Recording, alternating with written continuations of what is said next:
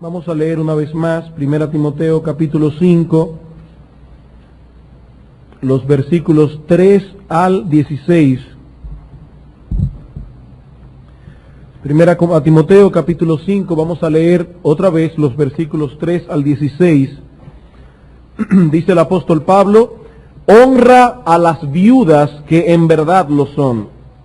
Pero si alguna viuda tiene hijos o nietos, aprendan estos primeros a ser piadosos para con su propia familia y a recompensar a sus padres, porque esto es lo bueno y agradable delante de Dios. Mas la que en verdad es viuda y ha quedado sola, espera en Dios y es diligente en súplicas y oraciones noche y día. Pero la que se entrega a los placeres viviendo está muerta. Manda también estas cosas para que sean irreprensibles, porque si alguno no provee para los suyos, y mayormente para los de su casa, ha negado la fe y es peor que un incrédulo. Sea puesta en la lista solo la viuda no menor de 60 años, que haya sido esposa de un solo marido, que tenga testimonio de buenas obras, si ha criado hijos, si ha practicado la hospitalidad, si ha lavado los pies de los santos, si ha socorrido a los afligidos, si ha practicado toda buena obra. Pero viudas más jóvenes no admitas, porque cuando impulsadas por sus deseos se rebelan contra Cristo quieren casarse, incurriendo así en condenación por haber quebrantado su primera fe. Y también aprenden a ser ociosas, andando de casa en casa, y no solamente ociosas, sino también chismosas y entremetidas, hablando lo que no debieran. Quiero pues que las viudas jóvenes se casen, críen hijos, gobiernen su casa, que no den al adversario ninguna ocasión de maledicencia, porque ya algunas se han apartado en pos de Satanás. Si algún creyente o alguna creyente tiene viudas, que las mantenga, y no sea agravada la iglesia, a fin de que haya lo suficiente para las que en verdad son viudas. Como alguien ha dicho muy acertadamente, la muerte es lo único seguro que todo hombre tiene. Es decir, nosotros podemos hacer planes para mañana, para pasado mañana, pero lo único que podemos decir con certeza es que algún día nos alcanzará la muerte. Algún día nos enfrentaremos con la muerte cara a cara. Tarde o temprano, todos nosotros pasaremos por ese valle de sombra de muerte. Pero para los creyentes eso no es motivo de angustia. Nosotros los creyentes de ahí en adelante estaremos para siempre con el Señor, gozando de su presencia. Y esa terrorífica visión del valle de la muerte para nosotros es realmente quitada. El único inconveniente es que al partir dejaremos aquí a nuestros seres queridos, que si bien es cierto que no deben entristecerse como los otros, es decir, como los inconversos que no tienen esperanza, pero de todos modos ese viaje, esa partida, dejará a algunas personas de una forma u otra sometida a ciertas tristezas. Y el texto que comenzamos a estudiar esta mañana enfoca precisamente esta problemática, sobre todo que en los tiempos del apóstol Pablo la mortandad era mucho más alta que ahora, la medicina no estaba tan avanzada, además de que por causa de la guerra muchos hombres que eran los que peleaban morían aún siendo jóvenes y las iglesias estaban llenas de viudas, sobre todo de viudas que todavía estaban en la plena etapa de su juventud. Siendo nosotros una familia en Cristo, el apóstol Pablo no quiere que nosotros dejemos de lado este problema, sino que entendamos cómo nosotros debemos ayudar a estas hermanas que de una forma u otra han quedado solas o desamparadas. Pero al hacerlo, debemos tomar en cuenta ciertas regulaciones que son las que el apóstol Pablo nos da aquí en nuestro texto. Esta mañana, nosotros comenzamos a ver las regulaciones que están aquí con respecto al trato nuestro con las viudas que están realmente en necesidad. Y decíamos que básicamente lo primero que teníamos que hacer era determinar cuáles de las viudas que estaban en nuestra congregación realmente necesitaban la ayuda de la iglesia. ¿Y cómo íbamos a determinar cuáles son esas hermanas que realmente necesitan ayuda? Bueno, en primer lugar debíamos determinar cuáles habían quedado totalmente desamparadas. Honra a las viudas que en verdad son viudas, que habían quedado completamente desamparadas. Y en segundo lugar debíamos determinar cuáles de esas viudas desamparadas estaban esperando en el Señor y permanecían todavía en esa vida de piedad.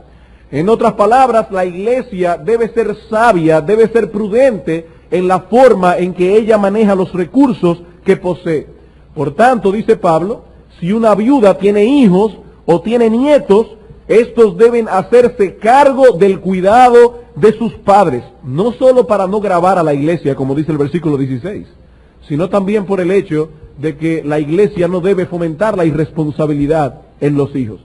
Si hay viudas en una familia, viudas piadosas, que todavía continúan en la fe del Señor a pesar de su viudez, y sin embargo son hermanas que tienen hijos o nietos en la iglesia, esos hermanos deben tomar a cargo la ayuda, el cuidado de sus familiares viudos.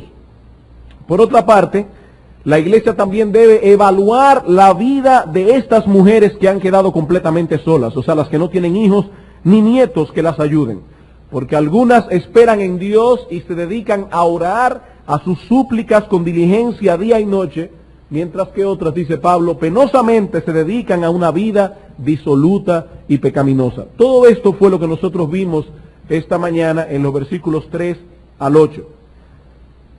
El segundo principio o la segunda regulación que debemos tomar en cuenta en nuestro trato con las viudas realmente necesitadas es el siguiente. Primero, debemos determinar cuáles necesitan ayuda. Segundo, debemos definir qué tipo de ayuda necesita cada una. Recuerden, en primer lugar, la iglesia debe definir cuáles son las viudas que necesitan ayuda de parte de la iglesia. En segundo lugar, que es lo que veremos hoy, la iglesia debe definir qué tipo de ayuda necesita cada viuda. Vamos a los versículos 9 y 10. Dice el apóstol Pablo, sea puesta en la lista solo la viuda no menor de 60 años que haya sido esposa de un solo marido, etcétera, etcétera. Estos versículos han sido motivo de mucha discusión entre los comentaristas, porque el apóstol Pablo menciona aquí una lista, pero resulta que el texto no nos especifica exactamente qué tipo de lista es. Algunos buenos exégetas opinan, no del ala católica, sino del ala evangélica, opinan que esta lista era una especie de orden religiosa de viudas que actuaban como diaconisas en la iglesia. O sea, estos hermanos evangélicos no están pensando en una orden de monjas. Lo que ellos están pensando es en una serie de viudas en la iglesia que por causa de su viudez, ya que no tenían que dedicarse a criar niños, ellas podían dedicarse al servicio en la iglesia como una especie de orden religiosa. Y uno de los argumentos que ellos aluden para interpretar esa lista de esta manera es que ya en el siglo segundo o tercero de la iglesia cristiana vemos que esa orden de viudas estaba realmente funcionando. De hecho, Tertuliano, uno de los padres de la iglesia, escribe acerca de esta orden de viudas que se dedicaban al servicio en la iglesia local. Pero realmente yo encuentro que tal interpretación encuentra ciertos problemas. Primeramente, en todo el contexto de este pasaje, el apóstol Pablo no está hablando de lo que las viudas deben hacer por la iglesia, sino que más bien el texto nos está hablando de lo que la iglesia debe hacer por esas viudas. Por eso ustedes no ven en ninguna parte que el texto habla de algo que estas viudas debieran hacer, sino que más bien nos dice de algo que la iglesia debe hacer por esas viudas. Por otro lado, nosotros no encontramos en el Nuevo Testamento ningún texto que haga referencia a esta supuesta orden religiosa. El hecho de que en el siglo segundo o en el siglo tercero esta orden haya existido, no quiere decir que eso haya estado vigente en la iglesia desde la época primitiva. De hecho, en Tito capítulo 2, nosotros vemos que el apóstol Pablo dice a las ancianas que deben enseñar a las más jóvenes a amar a sus maridos y a sus hijos. Pero en ese texto no nos dice que esa es una orden especial dentro de la iglesia. Nos dice que todas las ancianas de la iglesia, sin ninguna cualificación en especial, aún estando casadas, ni siquiera tienen que ser viudas, tienen la obligación de tomar a las hermanas más jóvenes aparte y enseñarles a amar a sus maridos y a sus hijos. Esa es una labor que las hermanas de la iglesia, ya de cierta edad, de cierta experiencia, debieran hacer con las jovencitas de la congregación. O sea que aquí no está hablando en Tito de una orden de viudas, sino más bien de algo que todas las hermanas de la iglesia deben hacer con las más jóvenes. Y por otro lado, esta interpretación realmente enfrenta ciertos problemas con el contexto. Porque noten que aquí dice que esas mujeres que estaban en esta lista debían tener por lo menos 60 años de edad. Y en el versículo 11 dice que no debemos admitir viudas más jóvenes en esa lista. Y la razón que da es, una de ellas, porque cuando impulsadas por sus deseos se rebelan contra Cristo, quieren casarse. De ahí los que abogan por la interpretación de que esta es una orden religiosa afirman que en esa lista se ponían hermanas que se comprometían a quedarse célibes para toda la vida después de su viudez. Por eso Pablo critica que estas hermanas quieran casarse otra vez. Pero tal interpretación es ajena al contexto, porque en el versículo 14 Pablo dice más bien, yo quiero que las viudas jóvenes se casen. O sea que en vez de fomentar el celibato de las viudas jóvenes, como tendríamos que llegar a la conclusión si tomamos la otra interpretación, Pablo más bien fomenta a que las viudas jóvenes se casen. Por tanto, ¿qué significa esta lista que aparece en 1 Timoteo? Bueno, si nosotros interpretamos ese texto a la luz de su contexto, veremos que eso está relacionado con el tema que Pablo está tratando aquí, es decir, la ayuda que la iglesia debe dar a estas viudas que realmente lo necesitan. Todas las viudas que en verdad son viudas deben ser ayudadas por la iglesia, pero las que pertenecían a esta lista parece que recibían una asistencia, una ayuda, un cuidado especial. Por eso muchos buenos comentaristas opinan que estas viudas, por causa de su edad, ya tenían más de 60 años, no podían procurarse su sustento ellas mismas. Y por esa razón la iglesia les colocaba en una lista de manutención regular y total. Y parece que esa es la idea que tenemos allí. Por eso dice, a las viudas más jóvenes no admitas en esa lista, porque se van a volver ociosas. ¿Por qué? Porque si ellas eran sostenidas por la iglesia, siendo viudas jóvenes que podían trabajar, acabarían cometiendo ciertos pecados que vamos a ver dentro de un momento. O sea que el apóstol Pablo está diciendo en este segundo principio que podemos extraer de aquí, que no solamente debemos ayudar a las viudas, sino que debemos determinar qué tipo de ayuda necesita cada una. Es decir, algunas de esas viudas, o todas esas viudas deben ser honradas, todas, aunque sean ricas millonarias, deben ser honradas. Los jóvenes deben visitarla, deben asistirlas. Alguien me decía esta mañana, por ejemplo, que no solamente debemos tomar la honra de las viudas en el sentido de una manutención económica. Hay viudas y viudos que quizás no necesitan dinero de parte de sus hijos, pero necesitan tiempo, necesitan que sus hijos se sienten con ellos a conversar, que le dediquen tiempo en su horario. O sea que todas las viudas deben ser honradas, pero unas de una manera, otras de otra manera. Entonces todas deben ser honradas, algunas deben ser ayudadas, pero otras deben ser sostenidas completamente por la iglesia. Otras deben ser sostenidas completamente por la iglesia. Es decir, la iglesia puede en cualquier momento ayudar a una hermana viuda, no importa la edad que tenga, que se encuentre en un apuro. Eso es un deber de la iglesia. Y no solamente a una hermana viuda, a cualquier hermano de la iglesia que de verdad se encuentre en un apuro. No por su mala cabeza, sino porque realmente tiene problemas. Y por eso existe en nuestra iglesia el ministerio de ayuda a los santos, porque la iglesia debe involucrarse en esa ayuda los unos por los otros. Pero aquí estamos hablando de un cuidado muy especial y regular. Debemos notar que en el pensamiento de Pablo no era una deshonra ni una vergüenza que un hermano de la iglesia reciba una ayuda de parte de la iglesia. Eso no es una vergüenza, hermanos. Eso es parte del deber que tenemos los unos para con los otros. Pero las hermanas que componían esta lista debían tener ciertas características. ¿Y cuáles eran estas características que situaban a las viudas en esta lista? Bueno, en primer lugar, dice Pablo, sea puesta en la lista solo la viuda no menor de 60 años. ¿Y por qué el apóstol Pablo regula específicamente 60 años? Porque en el Asia Menor, en la cultura oriental, una viuda de 60 años es más anciana que una viuda en el mundo occidental de 60 años. Y sobre todo en esta época. Las viudas de 60 años ya no se les permitía trabajar. Nadie quería tomarla en sus empresas para trabajar. Porque en Israel las viudas trabajaban. Eso lo vemos en Malaquías capítulo 3, versículo 5.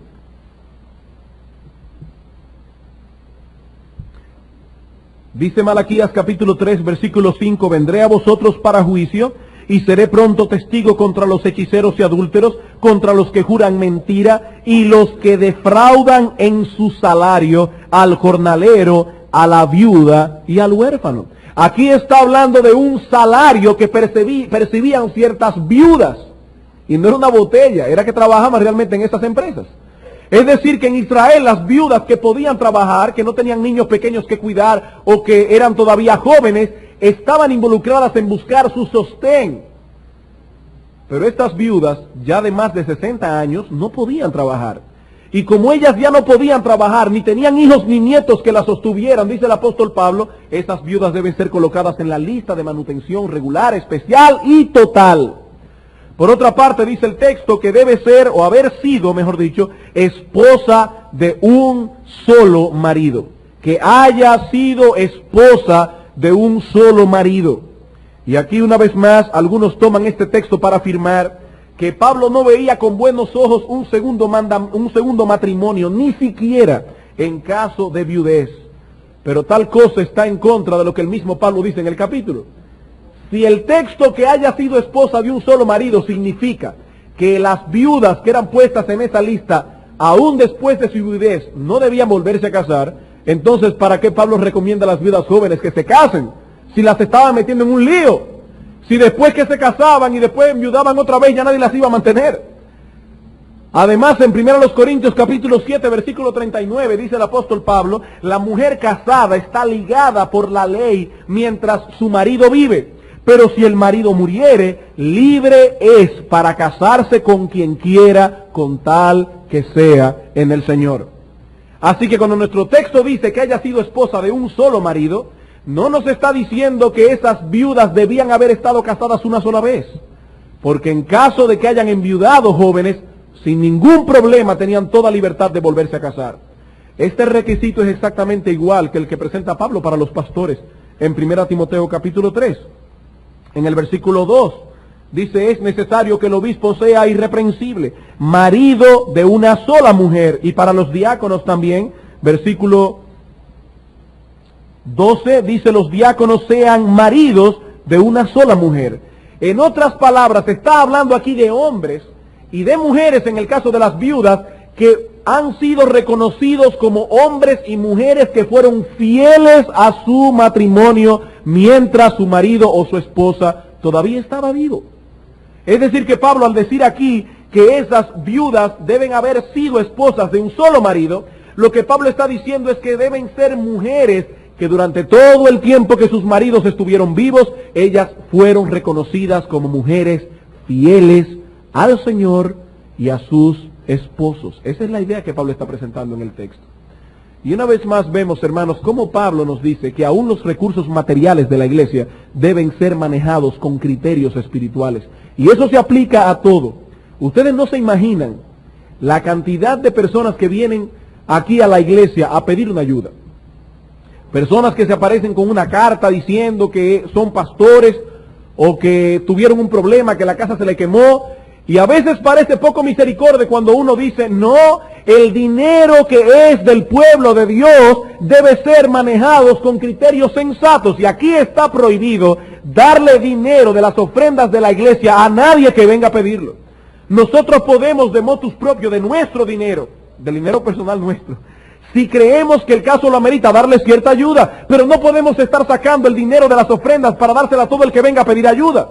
Yo recuerdo una vez que vino aquí un individuo mudo, ¿verdad? A pedir ayuda con una carta diciendo que, bueno, todo eso. Y yo, como me di cuenta que por lo menos podía oír, le dije que no, que aquí teníamos por norma no dar dinero a nadie que viniera pidiendo, porque si no la iglesia se convertiría en un centro de manutención para todo el mundo. Bueno, pues el viudo salió criticando muchísimo por allá afuera, me dijo después el sereno que estaba cuidando allá afuera. Nosotros no podemos usar el dinero de la iglesia de esta manera. Hay que tener criterios espirituales a la hora de usar hasta los recursos materiales de la iglesia del Señor. Y eso es lo que Pablo nos está diciendo aquí. Debe ser una mujer que haya sido reconocida por su fidelidad, una mujer de buen testimonio. Y dice en el versículo 10 que debe tener testimonio de buenas obras. Y esa es una frase general que incluye todas las cosas del versículo 10. Es decir, criar hijos, practicar la hospitalidad, lavar los pies de los santos, socorrer a los afligidos, practicar toda buena obra. Yo creo que estas cosas que están en el versículo 10 no necesitan de mucha explicación. Pero lo que yo quiero que ustedes noten esta noche es el hecho de que todas las buenas obras de las que habla Pablo en ese versículo están circunscritas al trabajo en el hogar. Están circunscritas al trabajo en el hogar. ¿Saben por qué? Porque en la mente del apóstol Pablo, la piedad de una mujer debe desarrollarse en el contexto de su casa. Y esa es la idea que Pablo quiere enfatizar aquí. Esta mujer debe tener testimonio de haber criado hijos, de haber practicado la hospitalidad en su casa, de haber lavado los pies de los santos. Es una mujer que no tiene ningún problema en humillarse aún para limpiar a un enfermo. Si ha socorrido a los afligidos, si ha practicado toda buena obra. Y hermanas, en ese sentido es penoso ver cuántas cristianas están cediendo a las presiones y filosofías del mundo tocante este asunto. Se nos está vendiendo la idea de que una mujer solo puede realizarse como ser humano trabajando fuera del hogar, echando a un lado su papel como esposa y como madre. Yo no veo ningún problema en que una hermana cristiana que tenga necesidad, aún estando casada, salga a trabajar a la calle. Eso no es ningún problema. Si es que acaso para ella es obligatorio salir a trabajar.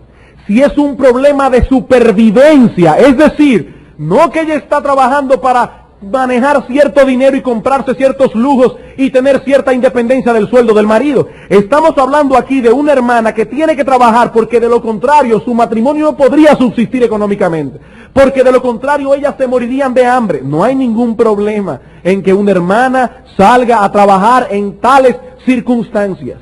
Pero lo que estamos diciendo aquí es que es pecaminoso y es abominable ante los ojos del Señor que una mujer salga a trabajar a la calle simplemente para sentirse realizada como ser humano. Porque esa realización debe obrar a la mujer en su casa. En Génesis capítulo 3, cuando el Señor maldijo a la mujer, la maldijo en el contexto del hogar. Dijo, aumentaré en gran manera los dolores si tú preñeces en el hogar, claro, pariendo hijos. Tu deseo será para tu marido y tu marido se enseñoreará de ti. Ahí no dice con dolor irás a buscar el pan fuera de la casa. Con dolor cultivarás la tierra. No, eso se lo dijo Adán. Porque la parte de Adán precisamente era trabajar fuera de la casa, pero la parte de la mujer era trabajar en su casa. Por eso más adelante en 1 Timoteo 2:15 dice el apóstol Pablo que la mujer se salvará engendrando hijos. Es decir, criándolos y levantando hijos en el temor del Señor.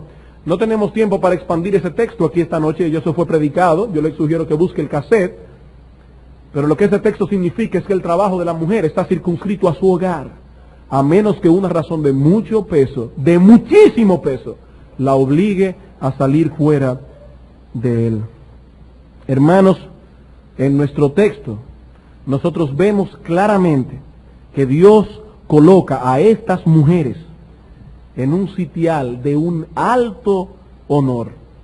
Ellas no serán famosas por haber sido grandes predicadoras, como algunas mujeres de hoy.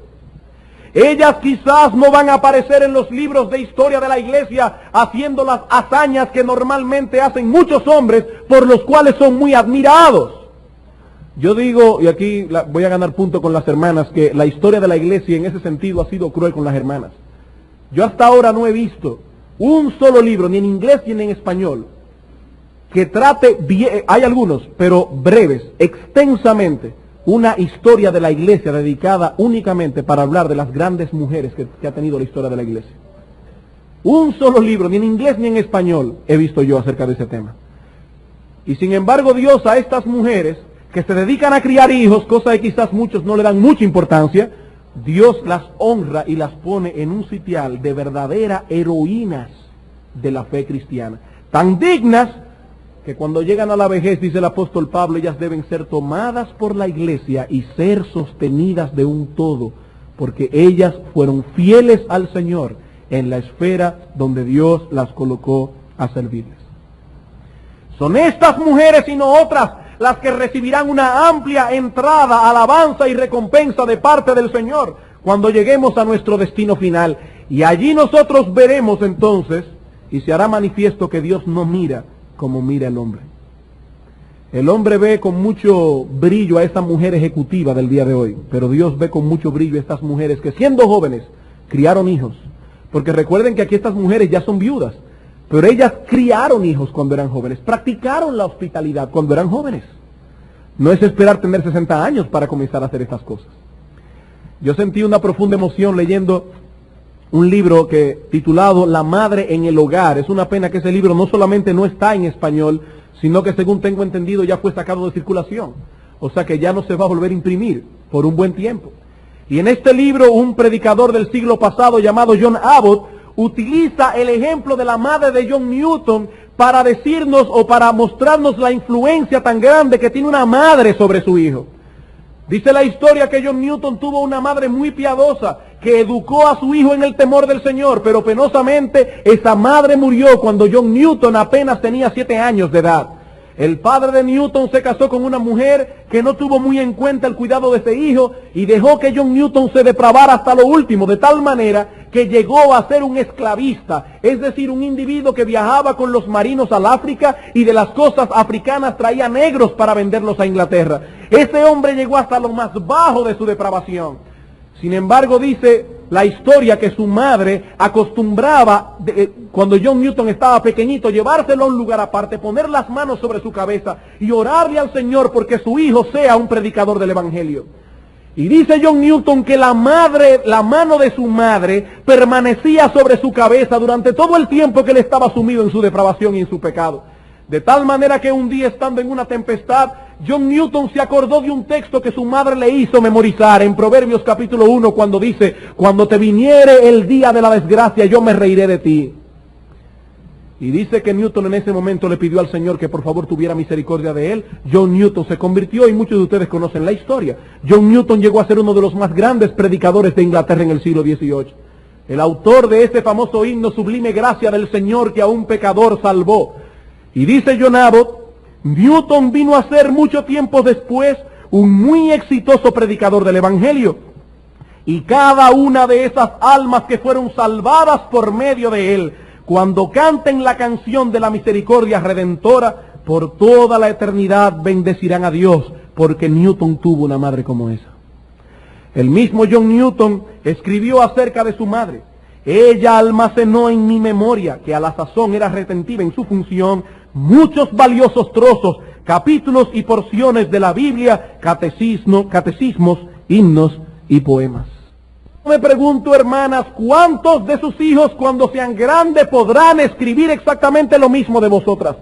¿Cuántos de vuestros hijos podrán recordar mañana, quizás algunos siendo predicadores poderosos del Evangelio, que ustedes, sus madres, se encargaron de tomarlos aparte para orar con ellos? Que ustedes, sus madres, fueron los que enseñaron a sus hijos trozos de la palabra de Dios. Que ustedes, sus madres, se sentaron con el catecismo a hacerle memorizar a esos niños la palabra del Señor. ¿Cuántas de vuestros hijos podrán decir eso de ustedes mañana?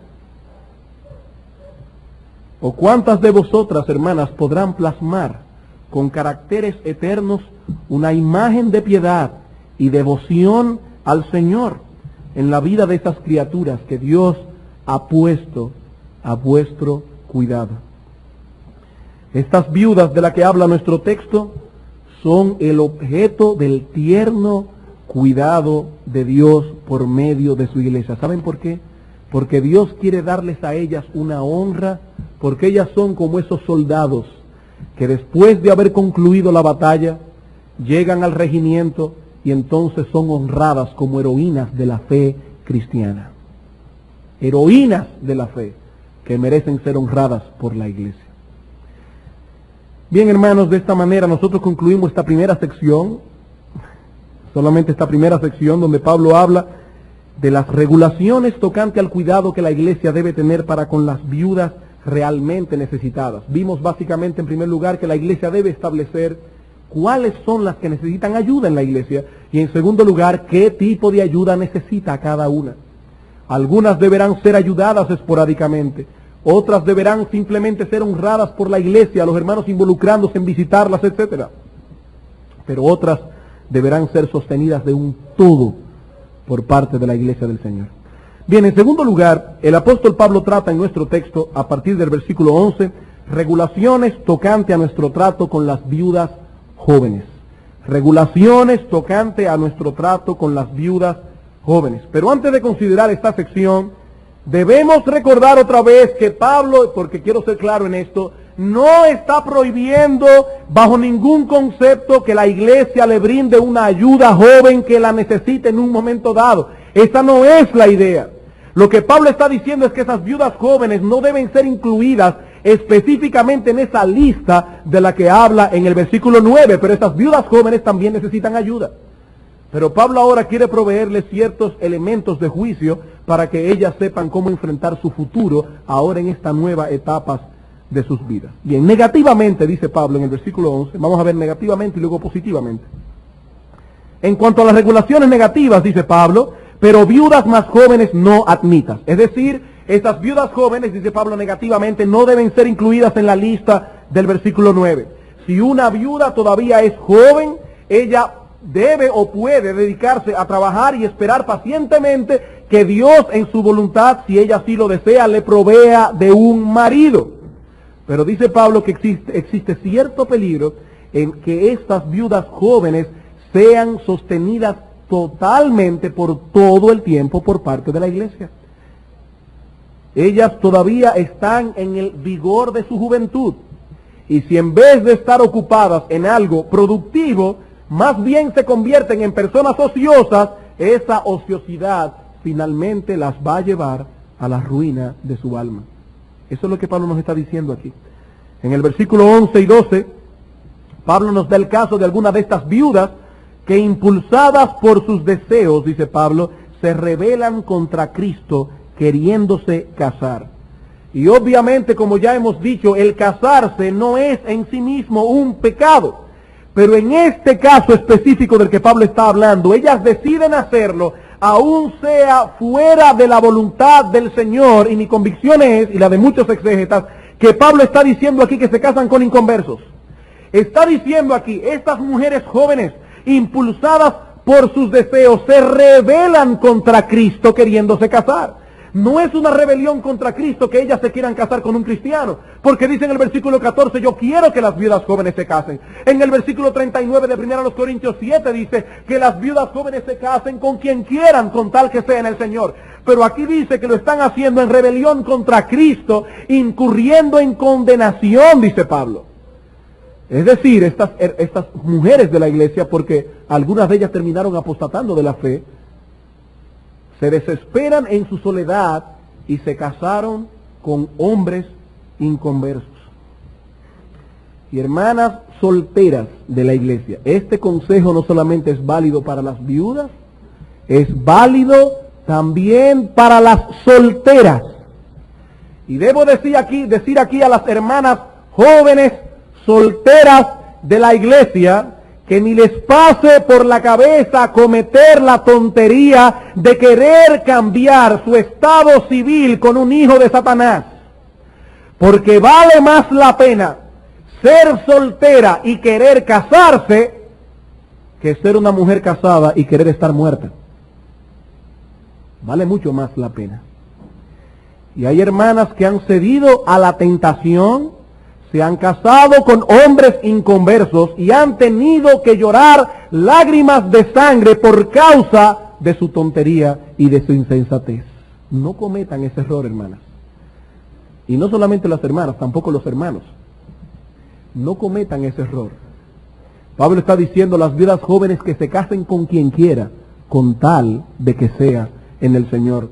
Dice él aquí en el versículo 12 que algunas quebrantaron su primera fe, y en el versículo 15 dice, porque algunas ya se han apartado en pos de Satanás. Es decir, estas viudas que se casan con hombres inconversos, finalmente muchas de ellas terminaron apostatando de la iglesia local. Sus maridos las arrastraron fuera de la iglesia del Señor. Y las que no han terminado apostatando, créanme que han terminado llorando.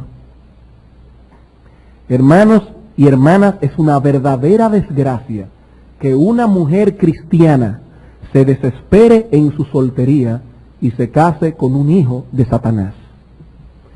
Es una verdadera y terrible desgracia. Pero no solamente tenemos el peligro de que estas mujeres caigan en ese pecado, sino que dice Pablo en el versículo 13 que también aprenden a ser ociosas, andando de casa en casa, y no solamente ociosas, sino también chismosas y entremetidas, hablando lo que no debieran. Quiero aclarar aquí que Pablo no nos está diciendo que todas las viudas jóvenes caen en ese pecado. Lo que Pablo está diciendo a la iglesia es que sosteniendo a una viuda joven de por vida, de un todo, la iglesia está corriendo ese peligro. El peligro de que esas hermanas se conviertan en personas ociosas, en personas improductivas, que comiencen a andar de casa en casa. Y no solamente ociosas, sino también chismosas y entremetidas. Y aquí vemos una vez más el énfasis que la Biblia pone sobre este pecado del chisme y del entrometimiento. Hermanos, el chisme no es un juego. El chisme es un pecado que Dios abomina. Y Dios está diciendo, regulando todo el trato con la viuda, simplemente cuidando a estas mujeres para que no lleguen a ser mujeres chismosas. El chisme no es un juego. En Levítico capítulo 16, Dios dice, 19:16, específicamente, no andarás chismeando entre tu pueblo. No andarás chismeando entre tu pueblo. Y yo tengo la convicción de que muchas personas parece que no han entendido todavía qué es exactamente lo que significa un chisme. Porque esas personas, si usted le dice que el chisme es un pecado, va a decir, yo estoy de acuerdo que el chisme es un pecado. Y son personas chismosas. Y yo creo que el problema está en que parece que no se ha definido bien exactamente qué es lo que es un chisme. Un chisme es una información que normalmente comienza diciendo, mira, esto no es en son de chiste, o de chisme. Siempre el chisme comienza normalmente diciendo, mira, no es por chismear, pero ya de que alguien te diga esto, no lo oiga, que normalmente es un chisme. ¿Qué es un chisme? Bueno, un chisme es sencillamente esto. Toda información negativa acerca de otra persona dada a quien no se debe dar. Eso es un chisme. Toda información negativa acerca de otra persona dada a quien no se debe dar. ¿Y por qué decimos dada a quien no se debe dar? Porque muchas veces tenemos que dar información negativa. Dice el Señor, si tu hermano peca contra ti, ve y repréndele estando tú y él solo. Eso no es un chisme.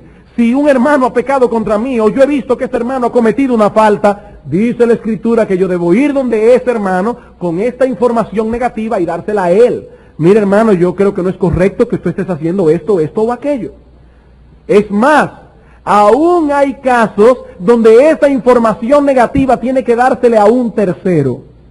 ¿Cuándo? Cuando ya tú fuiste donde ese hermano, oye bien, cuando ya tú fuiste donde ese hermano y le dices, hermano, yo he visto esta actitud tuya y ese hermano no reconoce su falta. Entonces, en ese caso, tú debes decirle a ese hermano, mira, yo voy a buscar a un tercero que venga donde mí para que él juzgue entre tú y yo, porque tú no estás de acuerdo conmigo en que has cometido una falta, pero yo creo que has cometido una falta, por lo tanto voy a buscar a un tercero que sea imparcial. Entonces tú vas donde está otra persona y le das la información negativa acerca de este tercero solamente, óyeme bien, hermano, solamente porque tú quieres que el problema se resuelva.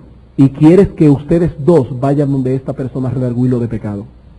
De lo contrario, tú no tienes ningún derecho a dar esa información negativa absolutamente a nadie. Absolutamente a nadie. Y los pastores de esta iglesia estamos convencidos de parte del Señor de que en esta iglesia de vez en cuando va a tener que comenzar a ponerse hermanos en disciplina pública por faltar contra este principio claramente establecido en la palabra del Señor. Porque cuando la reputación de un hermano es difamada delante de un tercero, eso es un pecado gravísimo que la Biblia condena. Y de vez en cuando vamos a tener que venir aquí y decir, hermanos, el hermano fulano de tal ha sido puesto en disciplina por chismoso. Y la hermana fulana de tal, por andar de casa en casa difamando al hermano tal, en disciplina pública. Porque ese es un pecado grave que atenta contra la integridad de un hermano o de una hermana. Es increíble que haya un principio en la Escritura tan claro y tan violado en el pueblo del Señor como el pecado de ser un chismoso. Por eso ustedes ven que se causan tantos problemas en las iglesias. ¿Qué dice la Biblia? Sin leña se apaga el fuego, y donde no hay chismosos se acaba la contienda. Donde no hay chismosos se acaba la contienda. Y más adelante dice que las palabras del chismoso son como bocados suaves y penetran hasta las entrañas. Óyeme, cuando a uno le dicen, supiste la última, uno dice, yo sé que no debo oír, pero óyeme, qué fuerte. Qué deseo de oír esa información negativa de otro. Y ¿saben algo? No solamente se deben poner en disciplina a los hermanos chismosos, sino también a los que tienen oídos chismosos. Hermanos que les fascina oír, que acaben con la reputación de un tercero, deben ser puestos en disciplina también. Es un pecado hablar mal de un hermano, y es un pecado oír información negativa de un hermano. Ni siquiera los pastores de la iglesia, porque a veces los hermanos piensan como que Dios le ha dado a los pastores una licencia para chismear. No, pero yo se lo dije fue al pastor. No, y él es un ser humano también, y él no tiene que oír chismes. Por eso muchas veces cuando un hermano va a la oficina de los pastores, tenemos por costumbre, cuando dice, mira, yo tengo un problema con un hermano, decirle, ¿tú hablaste con ese hermano? Si sí, ¿te oyó? No. Ah, bueno, entonces dime para que vayamos los dos. Si no, entonces no me digas nada hasta que tú hables con ese hermano. Por supuesto, no todos los casos de problemas pasan por Mateo 18, porque vamos a suponer, por ejemplo, quiero ser claro en eso, para que no me malentiendan. Vamos a suponer que usted sabe de un hermano que ha cometido un pecado grave, tan grave que amerita una disciplina pública, suponiendo que sea adulterio, robo, engaño, algo malo que haya pasado, que ese hermano ha quedado mal con una deuda o qué sé yo qué. Bueno, en ese caso, usted debe ir donde ese hermano y decirle, hermano, yo te voy a dar unos días para que tú vayas a los pastores de la iglesia a decir que tú tienes ese problema. Si en esos días ese hermano no acude a los pastores, entonces usted responsablemente va delante de ese hermano y le dice, hermano, como tú no has ido a los pastores, yo voy a ir delante de ellos y quiero que tú lo sepas y le voy a decir lo que tú has hecho. Porque ese pecado que tú has cometido atenta contra la integridad y la santidad del cuerpo de Cristo y debe ser disciplinado. Pero la Biblia dice que el que anda en chismes descubre el secreto. Y ese es el problema del chismoso. Le fascina acabar con la reputación de otros. Y dice Pablo aquí que estas hermanas jóvenes tienen que tener mucho cuidado, porque si hay algo que fomenta el chisme precisamente es la ociosidad. Cuando usted no tiene nada que compartir, cuando usted no tiene ninguna información edificante que dar, obviamente lo que va a hablar es cosas que no convienen. Y es lo que dice Pablo en este texto. Aprenden a ser ociosas, chismosas y entremetidas, hablando lo que no debieran hablar. Bien, esas son las recomendaciones negativas. ¿Y cuáles son las positivas? Bueno, dice el versículo 14, quiero pues que las viudas jóvenes se casen. La primera regulación positiva que da el apóstol Pablo es que tengan en perspectiva casarse otra vez. Que tengan en perspectiva casarse otra vez. Pablo no era un asceta. Él no veía el matrimonio como un estado inferior. Todo lo contrario. Él aconseja a las viudas que aprovechen la oportunidad que se les presente de nuevo, con tal que sea en el Señor. De ese modo estarán otra vez ocupadas en desarrollar la piedad en el marco de la voluntad del Señor. Dice aquí que las viudas jóvenes se casen, que críen hijos, otra vez va al asunto del hogar, que gobiernen su casa, es decir, que sean mujeres buenas administradoras de su hogar. ¿Saben una cosa?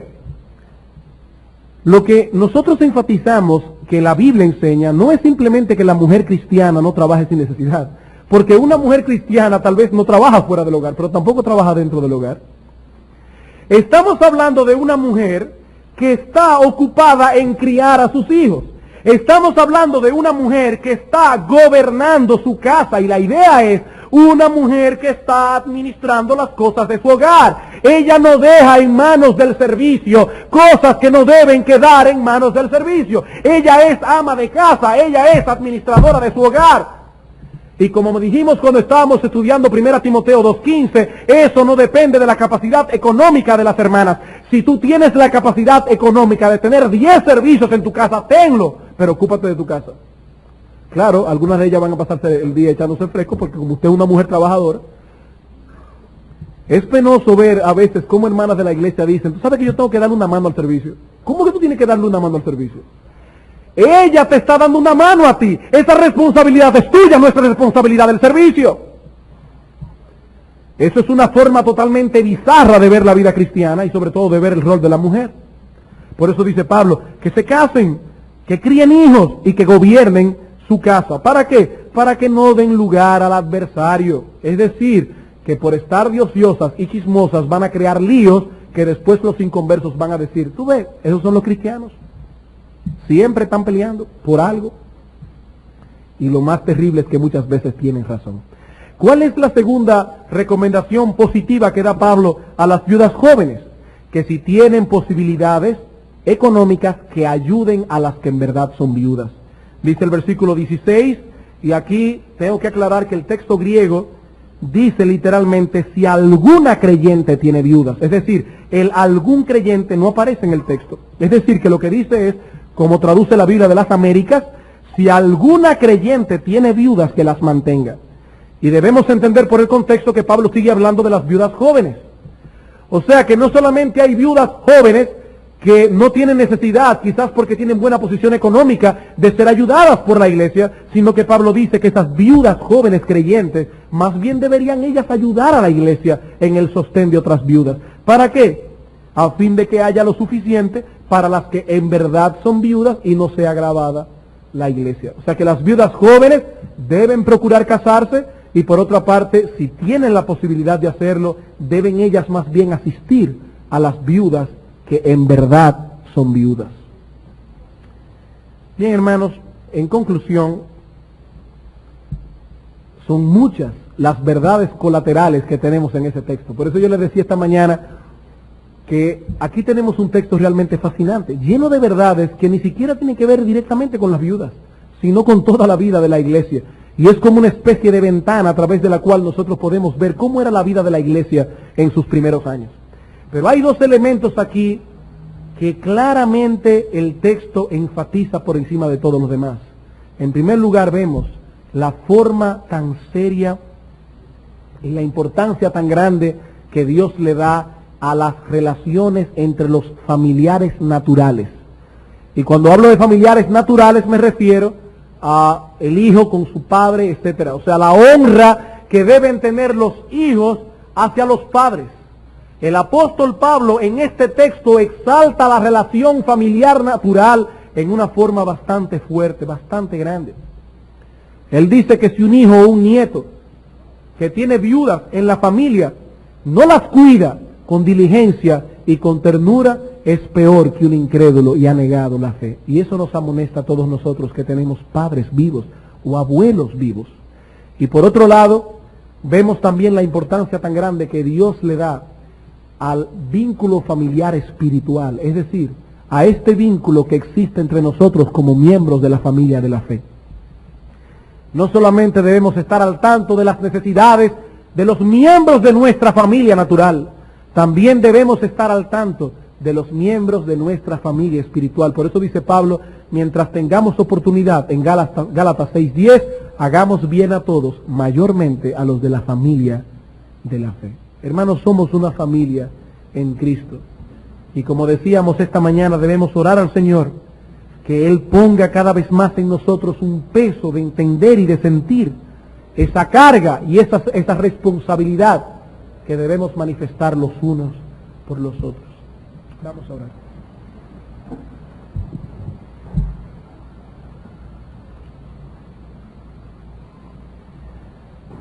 Una vez más, oh Señor, te damos las gracias por tu palabra. Y cómo te pedimos, oh Señor, que tu Santo Espíritu pueda realmente poner en nosotros un peso con respecto a estas cosas. Señor, ayuda a los que somos hijos en nuestra iglesia. Ayúdanos, oh Señor, a los que todavía tenemos a algunos de nuestros padres vivos o abuelos. Y haznos sentir, oh Señor, la carga que debemos sentir y tener en el cuidado de nuestros familiares. Muchas veces, oh Señor, es un cuidado que no se tiene que manifestar necesariamente en un sentido económico. Muchas veces, oh Señor, es un cuidado que no tiene que manifestarse necesariamente en un sentido material, pero a veces es simplemente dedicar tiempo, atención y cariño hacia esos que han alcanzado la ancianidad después de haber luchado y trabajado por levantarnos a nosotros.